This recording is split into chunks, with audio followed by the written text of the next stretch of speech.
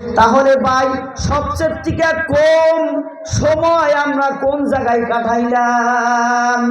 তাহলে ভাই সবচেয়ে থেকে কোন জগতের ভিতরে আমি আপনি কাটাইলাম? এই যে দুনিয়ায় যে জগৎটা আমার আপনি চলতাইছি, এই জগৎটা সবচেয়ে থেকে ছোট জগৎ। কেউ হওয়ার পরেই মরে, আবার কেউ 10 বছর ওয়া মরে, আবার কেউ 80 বছর 100 বছর ওয়া মরে, আবার কেউ মায়ের গর্ভে থেকে মৃত্যু হয়ে আহে না নাই?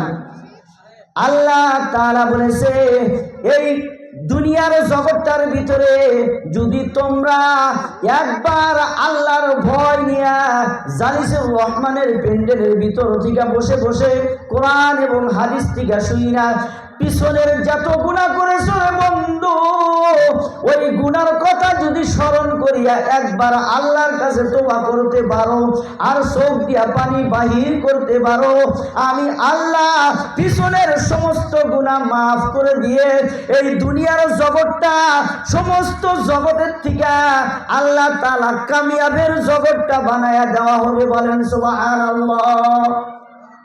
এই জগতের ভিতরে যদি আমার আপনার কামিয়াব বানায় দেয়, কবরের জগৎ যত কোটি বছর হয়ে গিয়ে আমার আপনার দুঃখ আছে গো ভাই।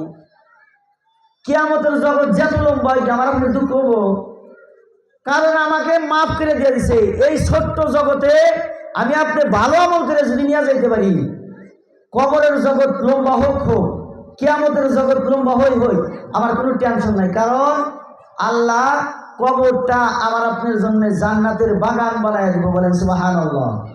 কিয়ামতের জগৎটা আমার আপনার জন্য আরামের আয়াসের জায়গা বানায় দিব, আরশের নিচে আমাকে আপনাকে জায়গা দিব। বলেন সুবহানাল্লাহ। আর যদি ভাই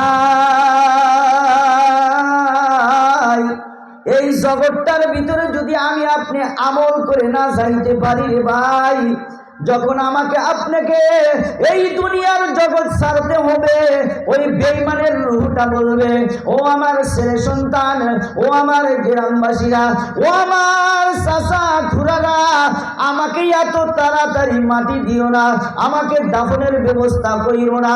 ও সন্তান, আমাকে যখন মাটিতে রাখবা, ওই মাটিটা আল্লাহ তাআলা বলেছে একজন বেঈমান যদি দুনিয়ার জমিন থেকে কবরে যায়, কবরে যাওয়ার সাথে সাথে ওই কবরটা মাটির কবর থাকে না, ওই কবরটা বাঁশের চাঙ্গারে হয়ে থাকে না।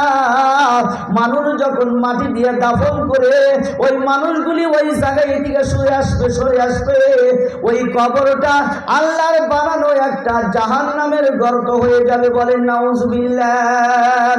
শুধুমাত্র জাহান্নামের গর্ত হবে না, ওই কবরটার ভিতরে বড় বড় সাপ ফিট করে দেওয়া হবে, ওই কবরটার ভিতরে এমন বড় বড় বিশ্ব দেওয়া হবে, ওই কবরটা এমন জোরে সাপ মারবে রে ভাই, এক পাশের হাড্ডি আর এক পাশে নিয়ে জোড়া লাগাইয়া দিবে। এই কবরটা কিয়ামত যে পর্যন্ত না হবে এই পর্যন্ত আমাকে আপনাকে এই কবরটা শাস্তি দিতেই থাকবে। আল্লাহ তাআলা একটা সময় ওয়াইদাল কুবুর বুসিরাত, কবর থেকে যখন আল্লাহ তাআলা আমাকে আবার জাগ্রত করে দিবে, ইদা জুলজিলাতিল আরদু জিলজালাহা, কোরআন যখন আমি আপনি স্টাডি করব ভাই, ওই কোরআনের ভিতরে আল্লাহ তাআলা মানুষকে বুঝানোর জন্য, মানুষকে দেখানোর জন্য দলিল স্বরূপ পেশ করে দিয়েছে। ইদা জুলজিলাতিল আরদু জিলজালাহা, কিয়ামতের দিবসটা জালজালা আরম্ভ হয়ে যাবে, দামাল শুরু হয়ে যাবে, থর থর করে কাঁপবে। কবর থেকে যখন মানুষকে উঠানো হবে, ওই কিয়ামতের দৃশ্য দেখিয়া ওই কবরের মানুষগুলি আতঙ্ক হয়ে যাবে, আল্লাহকে বলবে, ও রব্বুল আলামিন, এই কিয়ামতের দিবসের দৃশ্য দেখিয়া আমি কবরের মানুষ ঠিক থাকতে পারতেছি না। ও আল্লাহ, আমরা যে জায়গায় ছিলাম, যে শাস্তি ভোগ করতেছিলাম, ওই কবরেই আমাদেরকে আবার রেখে দিয়ে আসো। তখন কবরের শাস্তি দেখিয়া ভাই, কিয়ামতের শাস্তি দেখিয়া কবরের কথাই ভালো বিলাপ ভাববো আমরা যে হে আল্লাহ, কিয়ামতের দিবসে যেটা শাস্তি, এই শাস্তি থেকে যে কবরে আমরা শাস্তি খাইলাম, এই শাস্তি দেয় আমাদের জন্য ভালো আছিল, কবরে আবার নামাজ খেয়েছো। কথাটা বুঝছেন?